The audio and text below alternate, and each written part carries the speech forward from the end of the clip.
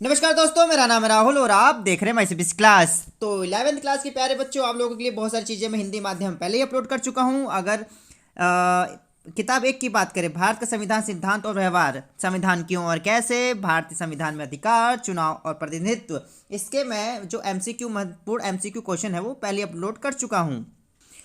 तो आज हम पढ़ने जा रहे हैं अध्याय 4 कार्यपालिका, और जितने भी महत्वपूर्ण कार्टून हैं वो भी मैं अपलोड कर चुका हूं। अगर आपको नहीं मिल रहा है तो डिस्क्रिप्शन में लिंक दिया गया है, वहां जाके प्लेलिस्ट चेक कर सकते हैं और आप देख सकते हैं कार्टून में किस प्रकार से क्वेश्चन पूछे जाते हैं और किस प्रकार से आपको आंसर देने हैं।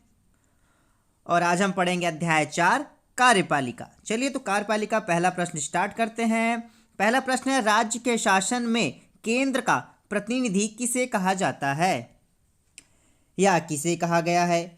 मुख्यमंत्री, राज्यपाल, विधानसभा, उच्च न्यायालय। तो इसका आंसर है राज्यपाल। ठीक है, इसका आंसर होगा राज्यपाल।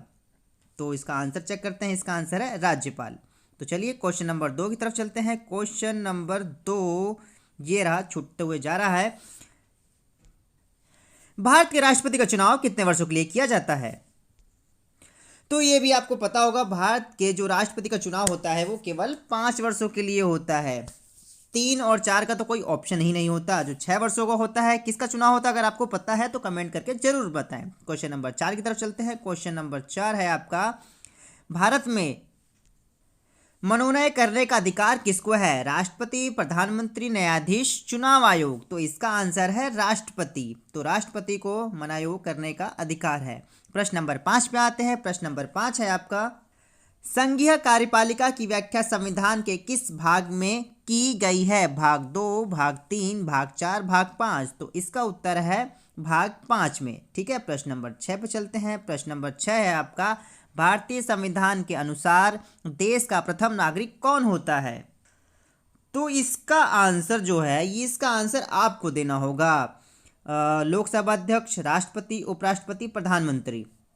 चलो इसमें दो एक ऑप्शन काट देता हूं मैं, उप राष्ट्रपति में काट देता हूं। तो कमेंट करके प्रश्न नंबर 6 लिखिए। 6 का आंसर क्या होगा? भारतीय संविधान के अनुसार देश का प्रथम नागरिक किसे कहा जाता है या कौन होता है? प्रश्न नंबर 6 का आंसर आप देंगे, जिसका सही होगा उसे मैं हार्ट दे दूंगा, जिससे बाकी चीज़ों बच्चों को भी पता चल जाएगा कौन सा आंसर सही है। और आपके आर्ट्स के स्टूडेंट है तो प्यारे बच्चों, आपको तो ये चीज़ें तो पता भी होनी चाहिए।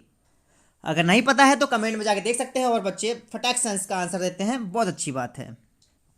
संसदीय प्रणाली में एक मंत्रिमंडल होता है जिसका मुखिया होता है, जिसका मुखिया कौन होता है? जिला मंत्री, मुख्य न्यायाधीश, राष्ट्रपति या प्रधानमंत्री? और मंत्रिमंडल, अब समझ गए मंत्रिमंडल की जो अगुवाई कौन करता है? तो प्रधानमंत्री। तो इसका आंसर होगा प्यारे बच्चों प्रधानमंत्री। तो चलिए प्रश्न नंबर 8 की तरफ चलते हैं। प्रश्न नंबर 8 है, राज्यपाल की नियुक्ति कौन करता है? अब राज्यपाल की नियुक्ति ये बड़ा इंटरेस्टिंग है। ठीक है, प्रधानमंत्री तो बिल्कुल नहीं करेंगे, ऑप्शन 1 तो काट देते हैं। राष्ट्रपति, संसदीय, ये कोई मतलब नहीं बनता। चुनाव, मुख्यमंत्री, ये भी नहीं है। तो एक सिंपल से इसमें ऑप्शन बचता है राष्ट्रपति। तो इसका आंसर क्या हो जाएगा प्यारे बच्चों? राष्ट्रपति। राज्यपाल की नियुक्ति कौन करता है? राष्ट्रपति। तो प्रश्न नंबर 9 की तरफ चलते हैं। राष्ट्रपति बनने के लिए न्यूनतम आयु क्या होना चाहिए और या क्या होती है? अगर आपको राष्ट्रपति बनना है तो कम से कम आपको 18 साल के भी हो गए आप लोग, 18 कोई 17 का होगा। तो राष्ट्रपति अगर बनना है तो कम से कम आपको 35 साल का होना जरूरी है। कितने साल का? 35 वर्ष। ठीक है, प्रश्न नंबर 10 की तरफ चलते हैं। राष्ट्रपति राज्यसभा में कितने सदस्य मनोनीत करता है अपनी तरफ से, जो राष्ट्रपति होता है? तो इसका आंसर है 12। कितना इसका आंसर है? 12। ठीक है, तो आंसर देखते हैं। इसका आंसर है प्यारे बच्चों बिल्कुल 12। तो ठीक है, तो चलिए क्वेश्चन नंबर 11 की तरफ चलते हैं। क्वेश्चन नंबर 11 है, किस अनुच्छेद के अंतर्गत राज्यों में राष्ट्रपति शासन लागू किया जाता है? तो इसका आंसर अनुच्छेद 356। 356 के तहत ही आपका 370 हटा दिया गया था। जम्मू कश्मीर से अगर आपको याद होगा, 370 राष्ट्रपति शासन लागू करके ही 356 से 70 कर दिया गया। थोड़ा बहुत लिंक करके आप याद कर सकते हैं। ठीक है, तो प्रश्न नंबर 12 पे आते हैं। प्रश्न नंबर 12 क्या है? इसका आंसर हमने देखा नहीं, इसका आंसर देख लेते हैं। 356 ही है इसका आंसर। ठीक है, प्रश्न नंबर 12, मुख्यमंत्री किसे अपना त्यागपत्र देकर पद मुक्त हो सकता है? मुख्यमंत्री अच्छा प्रकार से परेशान हो गया तो भैया किसको त्यागपत्र दे सकता है ये?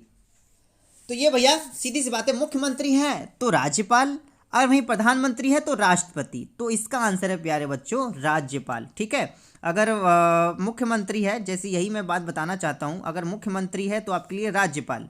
ठीक है, वहीं पे अगर प्रधानमंत्री होगा तो किसको देंगे, वो आने राष्ट्रपति। वैसे कई नौबत तो आती नहीं है ऐसी। तो चलिए प्रश्न नंबर 13 के बाद प्रश्न नंबर 13 पे ही आते हैं। किसने कहा कि राज्यपाल सोने के पिंजड़े में बंद चिड़िया के समान है?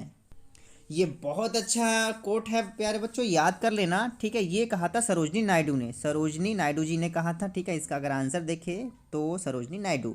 प्रश्न नंबर 13 के बाद चलते हैं प्रश्न नंबर 14। यहाँ पे 24 लिख दिया है गलती से, इग्नोर कर देना इस बात को।